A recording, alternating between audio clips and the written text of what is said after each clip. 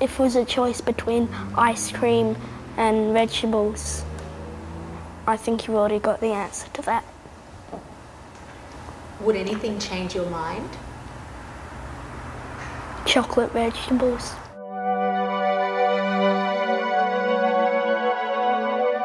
My team and I have put together a suite of springboard videos and interactive activities for teachers of grades 3 to 6 across every subject, and they're all curriculum aligned, meaning that food can be part of every lesson.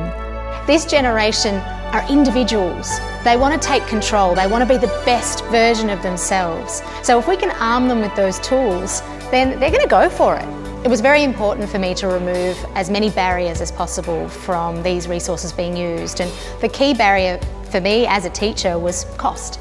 So partnering with government bodies and industry bodies to make these resources free means that they can get to every single classroom, every single kid, and particularly to those teachers that may not necessarily have the resources to find something like this themselves. No one knows what goes on inside the classroom. No one understands the chaos of a classroom, and no one understands students as well as a teacher. So I think it had to be created by a teacher in order for it to be used by teachers.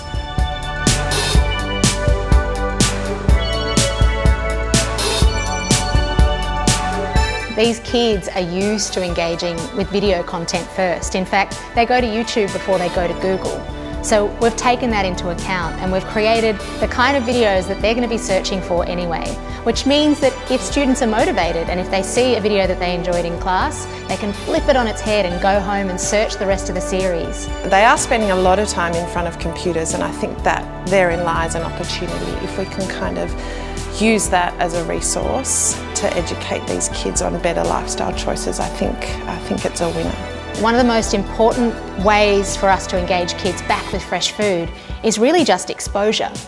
And exposure doesn't mean that it has to be on their plates for them to interact with it. It can be on a screen, it can be around them. They can smell it, they can talk about it, they can hear that their friends had some for lunch. Whatever it is, that's one more step towards them being so familiar with it that it's just normal. Like normally education videos can be really boring, but this one was exciting. If you check out the website, you can browse the resources, you can search by curriculum code, by theme, by year level, and you can also check out the springboard videos, which might relate to a lesson that you're teaching that's got nothing to do with the activities we've designed.